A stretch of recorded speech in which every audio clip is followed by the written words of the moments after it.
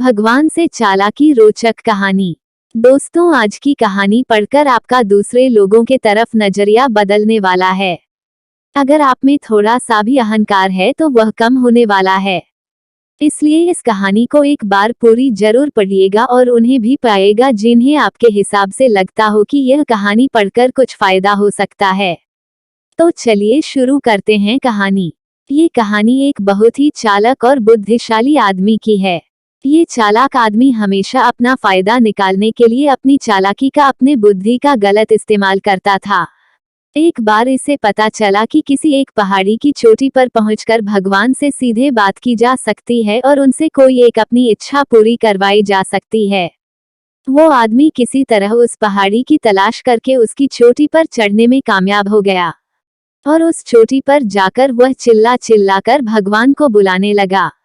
भगवान ने उससे वहां आने का कारण पूछा तो पहले यह आदमी अपनी चालाकी का प्रदर्शन करने लगा।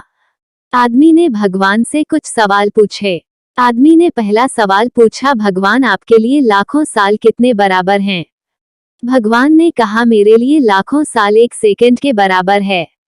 आदमी ने फिर भगवान से दूसरा सवाल पूछा, भगवान आपके लिए करोड़ों अरबों रुपए का क्या मूल्य है? भगवान ने कहा, मेरे लिए दुनिया का सारा धन 1 रुपए के बराबर है। अब आदमी को लगा कि उसने भगवान को अपनी बातों में फंसा लिया है, इसलिए उसने अब अपनी इच्छा बताई। भगवान, मैं आपसे 1 रुपया मांगता हूँ। इतना कहने के बाद आदमी मन ही मन मुस्कुरा रहा था कि अब वो दुनिया का सारा धन पालेगा। भगवान ने कहा, मैं तुम्हें 1 रुपया देने के लिए तैयार हूँ, इसके लिए तुम्हें बस मेरी एक शर्त माननी होगी। आदमी ने कहा, वो कोई भी शर्त मानने के लिए तैयार है। भगवान ने आदमी से कहा, तुम्हें सिर्फ 1 सेकंड इंतजार करना होगा। आदमी खुशी से उछल पड़ा और तुरंत हाँ कर दी। उसके हाँ करते ही भगवान वहां से गायब हो गए। अब आदमी इंतजार करने लगा कि कब उसे दुनिया का सारा धन मिलेगा। कुछ घंटे बीत जाने के बाद जब वह दोबारा सोचने लगा तो उसे याद आया उसका पहले सवाल का जवाब जो भगवान ने दिया था। उसके हिसाब से भगवान के लिए 1 सेकंड यानी आदमी के लिए लाखों करोड़ों साल के बराबर है। यानी कि भगवान उसे दुनिया की सारी दौलत देंगे, लेकिन लाखों करोड़ों साल इंतजार करने के बाद।